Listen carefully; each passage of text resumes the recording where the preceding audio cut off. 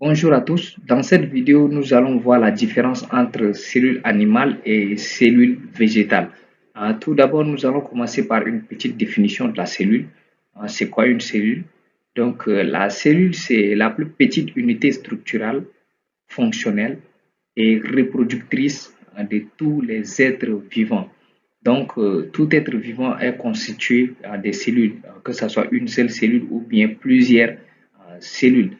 Donc, comme nous voyons, prenons l'exemple de l'homme ici, de la tête jusqu'aux pieds, il n'est formé que de l'ensemble des cellules d'une association de plusieurs cellules. Mais n'oublions pas aussi que toute cellule dérive d'une cellule préexistante. Donc, quand on voit une cellule, c'est-à-dire que celle-ci provient d'une autre cellule préexistante qu'on appelle une cellule mère, qui va se diviser par la mitose et donner plusieurs cellules ou deux cellules filles qu'on appelle des cellules filles. Et aussi, la cellule est la plus petite unité qui forme la structure et cette unité doit être fonctionnelle et aussi doit être capable de se reproduire. La cellule doit être capable de se reproduire, comme nous l'avons dit ici, par mitose ou par méose pour donner d'autres cellules pour perpétuer la vie. Avant d'entrer dans la différence entre la cellule animale et la cellule végétale, nous allons d'abord voir quelques points. Ici, lorsque une cellule forme à elle seule un organisme, on dit que cet organisme est unicellulaire parce que l'organisme est formé d'une seule cellule.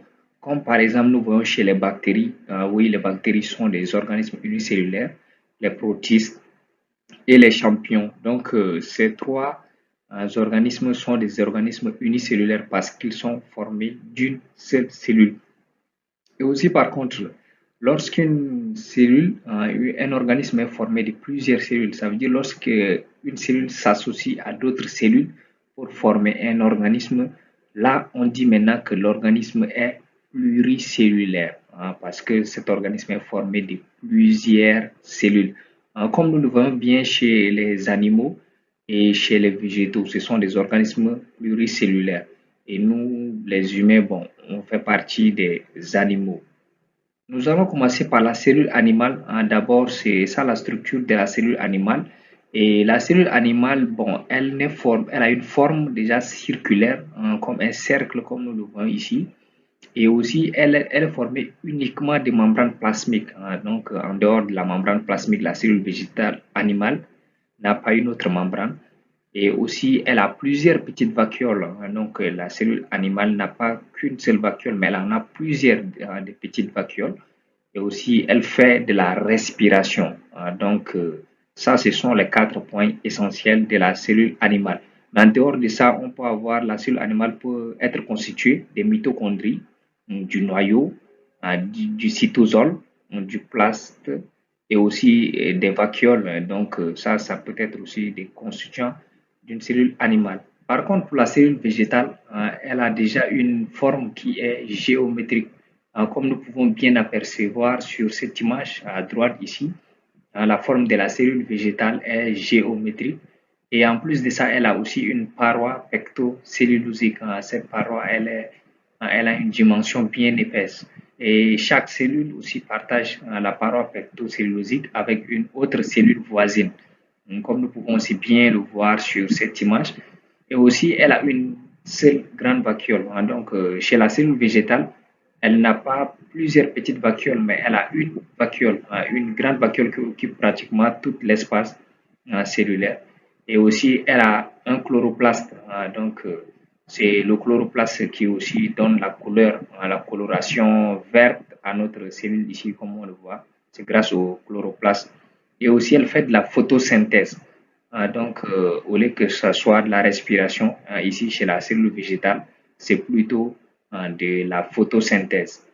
La différence entre cellule animale et cellule végétale que nous venons de voir ici, nous l'avons résumé dans ce tableau. Donc, la cellule animale, comme nous l'avons dit, elle a une forme circulaire, elle a uniquement une membrane plasmique, elle a plusieurs petites vacuoles, elle fait de la respiration, tandis que la cellule végétale, elle a une forme géométrique, elle a une paroi pectocellulosique qu'elle partage avec d'autres cellules végétales, elle a une seule grande vacuole et en plus de ça, elle a le chloroplaste et elle fait de la photosynthèse et non la respiration. Et aussi, qu'en est-il maintenant des virus? Nous avons vu l'exemple des cellules végétales et des cellules animales. Et il n'y avait pas de virus à l'intérieur. Donc maintenant, les virus sont-ils des cellules? Oui ou non?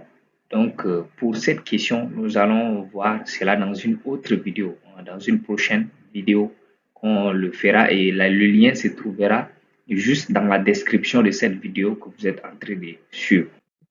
N'oubliez pas de nous laisser une pouce bleue et aussi de vous abonner pour ceux qui ne sont pas encore abonnés.